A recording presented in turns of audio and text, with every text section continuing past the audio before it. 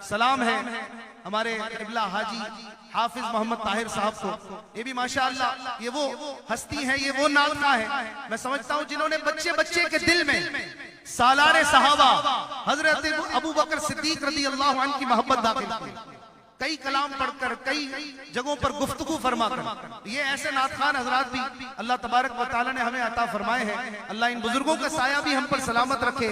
बाज हजरात आजकल कुछ नात खानों के पीछे लगे हुए हैं, नात खानों के हवाले से क्लिप्स भी आते रहते हैं, कुछ बातें भी होती हैं, नात खान यूं करते हैं, यूं करते हैं। ठीक है, खराबी कहाँ नहीं है, हर जगह खराबियां हैं, लेकिन ऐसे नात खान भी हैं अल्हम्दुलिल्लाह, ऐसे बाअमल नेक बाशरा और सहाबा और अहले बैत की मोहब्बत बच्चे बच्चे के दिल में डालने वाले नात खां हजरात को अप्रिशिएट भी करना चाहिए।